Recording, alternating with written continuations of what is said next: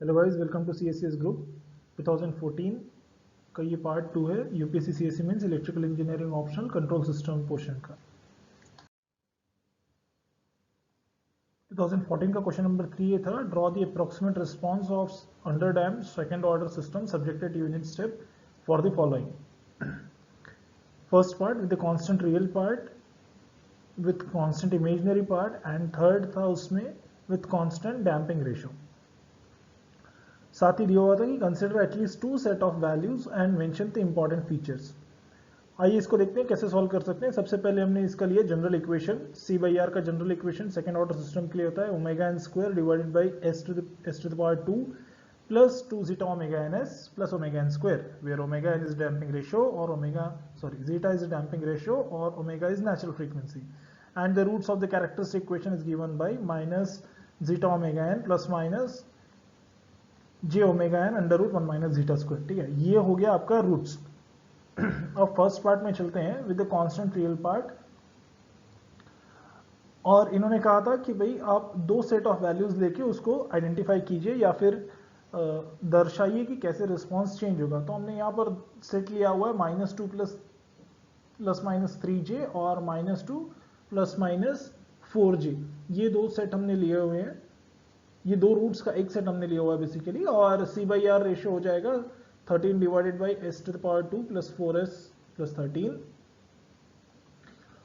और इसके लिए सी बाई आर हो जाएगा 20 divided by S to the power 2 plus 4s plus 20। ये कहाँ से आ रहा है देखिए, समझना बहुत ज़्यादा जरूरी है। ये है roots of the denominator equation. ठीक है, कैरेक्टरिस्टिक इक्वेशन के रूट्स हमने यहाँ पर लिए हैं, तो इस हिसाब से ये वाली वैल्यूज हमने यहाँ पर दिखाई हुई। तो minus zeta omega N is -2 और omega N under root 1 minus zeta square is 3। In that way we are showing, यहाँ पर इस तरीके से हम लोग दिखा रहे हैं। ठीक है, इसमें से अगर आप कैरेक्टरिस्टिक इक्वेशन बनाओगे तो आपको आएगा ये वाला टर्म और ओमेगा एन स्क्वायर की वैल्यू आ जाएगी 13। तो स्टैंडर्ड इक्वेशन में हमने इसको लिखा हुआ है।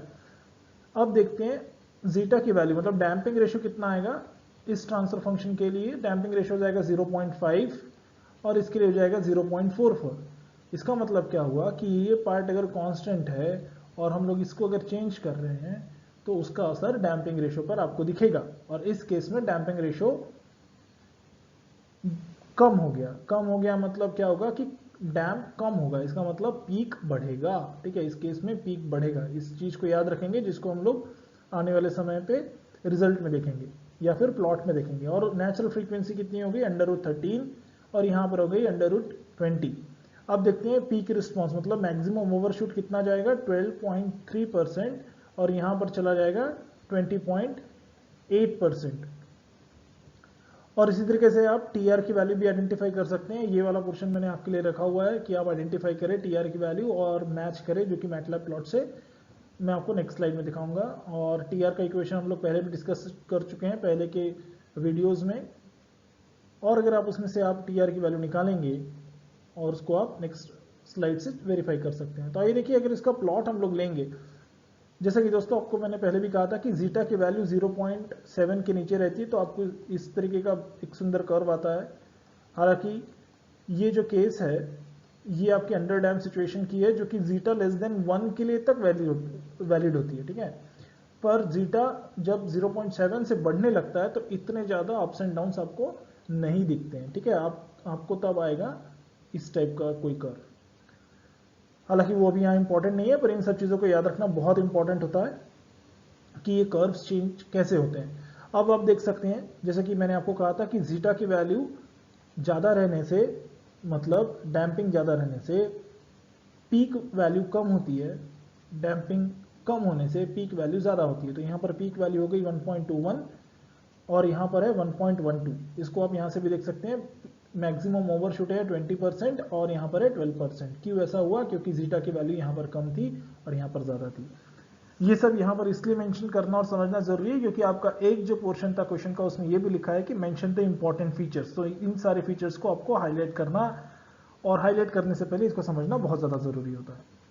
आइए देखते हैं इसका मैटलैब प्लॉट। जैसा कि आपको मैंने कहा था कि 12.3 उसका मैक्सिमम ओवरशूट आएगा और इसी तरीके से पीक एम्पलीट्यूड आ जाएगा 1.12। और जब -2 प्लस -4J इसके रूट्स रहेंगे तो पीक एम्पलीट्यूड आ जाएगा 1.21 और मैक्सिमम ओवरशूट हो जाएगा 20.8। तो ये डिफरेंस है जब आप रियल पार्ट को कांस्टेंट रखते हैं और इमेजिनरी पार्ट को चेंज करते हैं। ठीक है, तो ये आ गया आपका मैटलैब प्लॉट। और राइज टाइम भी आप देख सकते हैं 0.485 यहाँ पर है, और जो राइज टाइम मैंने आपको कैलकुलेट करने के लिए कहा था उसका आंसर आएगा 0.345। तो क्या हो गया, राइज टाइम आपकी यहाँ पर रिड्यूस हो गई, मतलब ये पीक पे जल्दी पहुंचेगा बेसिकली। अभी चलते हैं part B of the question with a constant imaginary part. अभी कांस्टेंट इमेजिनरी पार्ट मतलब ये वाला पोर्शन देख सकते हैं, मैंने रूट्स लिए हैं, एक हो गया -2 प्लस माइनस J3 और एक है -1 प्लस माइनस J3।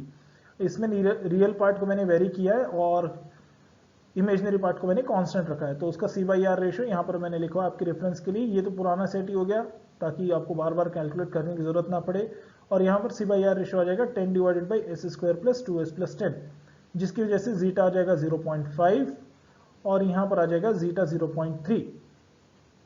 तो आप देख सकते हैं जीटा और भी रिड्यूस हो गया यहाँ पे। अब जीटा रिड्यूस हो गया मतलब डैम्पिंग रिड्यूस हो गई, इसका मतलब पीक वैल्यू और भी बढ़ेगी, मतलब मैक्सिमम ओवरशूट और भी बढ़ेगा। ठीक है, तो ओमेगा एन नेचुरल फ्रीक्वेंसी हो गई √13, यहाँ पर हो गया √10। पीक ओवरशूट पिछले बार भी हमने देखा था 12.3 और इस केस में पीक ओवरशूट हो गया 13.1। अगर इसका प्लॉट आप देखेंगे तो देखिए यहाँ पर पीक वैल्यू 1.12 है, ये तो हमारा कांस्टेंट ही रखा है हमने। पहले भी एग्जांपल में ये वाला टर्म लिया था, ये वाले रूट्स लिए थे, इस बार ये चेंज किए हैं, इस रूट को चेंज किया है हमने क्योंकि हम चाहते थे कि इमेजिनरी पार्ट सेम रहे और रियल पार्ट चेंज हो, इसलिए हमने ये वाला नया रूट लिया है। तो उसकी वजह से देखिए आपके पास क्या प्लॉट आएगा, ऐसा। और इस बार आपका जो पीक वैल्यू चढ़ेगा वो होगा 1.35 तक। इसको हम मैटलैब से भी वेरीफाई कर सकते हैं। ये हो गया peak amplitude for -2 plus minus 3J 1.12 और यहाँ पर है आपका राइज टाइम। तो राइज टाइम कितना है 0.485। ये वैल्यूज बहुत इंपॉर्टेंट है, ये आप कैलकुलेट करना आना चाहिए। ये है TR जिसका एक्सप्रेशन मैंने नेक्स्ट स्लाइड में आपके लिए लिखा हुआ है, और ये पीक एम्पलीट्यूड और मैक्सिमम ओवरशूट जिसका एक्सप्रेशन मैंने फर्स्ट स्लाइड में लिखा हुआ था। उसी तरीके से -1 प्लस माइनस J3 को अगर आप प्लॉट करेंगे तो आपके पास स्टेप रिस्पॉन्स में पीक वैल्यू यहाँ पर दिखेगी 1.35 और मैक्सिमम ओवरशूट आएगा 35.1। ठीक है, देख सकते हैं आप यहाँ पे ग्राफ से भी बहुत अच्छा विजिबल है ये कि यहाँ पर पीक वैल्यू बहुत ज़्यादा हाई गई है, यहाँ पर कम थी। उसी तरीके से राइज टाइम यहाँ पर हो गया 4.26, यहाँ पर है 0.426 और यहाँ पर है 0.485। तो यहाँ पर बहुत ज़्यादा चेंजेस आपको राइज टाइम में नहीं दिखेंगे, बल्कि आपको बहुत ज़्यादा चेंजेस यहाँ पर दिखेंगे पीक वैल्यूज में। जबकि सेटलिंग टाइम में बहुत ज़्यादा वेरिएशन है, यहाँ पर सेटलिंग टाइम पूरा चेंज हो रहा है। ये है 1.62 और यहाँ पर है सेटलिंग टाइम 3.54। ठीक है, मोर देन ट्वाइस है यहाँ पे। तो ये सारे पॉइंट्स आपको हाईलाइट करने हैं जब आप निकालेंगे। तो आपको कौन कौन सी वैल्यूज निकालनी है, एक तो MP निकालनी है, TR निकालना है और सेटलिंग टाइम निकालना है। इन सारे के फॉर्मूलेज मैंने दिए हुए हैं और इनकी एग्जैक्ट वैल्यूज भी मैंने आपको कैलकुलेट करके दी हुई है इन स्लाइड। अब चलते हैं, ये वाला पोर्शन तो हमने देख लिया, यहाँ पर चलते हैं part C, constant damping ratio. तो कांस्टेंट डैम्पिंग रेशियो करने के लिए मतलब जो जीटा है वो कांस्टेंट होना चाहिए। तो इसके लिए हमने क्या किया, ये वाला सेट लिया -2 प्लस माइनस 3J, इसका डैम्पिंग रेशियो होता है 0.5। अब हमको ऐसे रूट्स चाहिए जो कि डिफरेंट हो इससे, पर डैम्पिंग रेशियो सेम प्रोड्यूस करें। ठीक है, तो आप यहाँ पर देख सकते हैं, अगर आप ये कॉम्बिनेशन लेते हैं रूट्स के -3.33 प्लस माइनस 5.19, तो डैम्पिंग रेशियो इस केस में भी आएगा 0.5 के पास।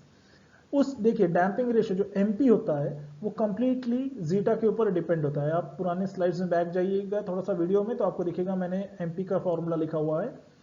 तो MP जो होता है कंप्लीटली जीटा के ऊपर डिपेंड होता है। तो जीटा यहाँ पर सेम है, इसलिए आपका पीक ओवरशूट भी सेम है। पर जो TR है उसकी वैल्यू यहाँ पर मैंने आपको लिखी हुई है, TR is π-5 divided by omega N √1 minus zeta square. तो जो ओमेगा एन यहाँ पर जो चेंज हो रहा है, देखिए ओमेगा एन यहाँ पर √13 है और इस केस में √36.1 है। तो ओमेगा एन चेंज हुआ, जीटा सेम है, इसीलिए TR की वैल्यू आपकी यहाँ पे कम हो गई और वो आ गई 0.291।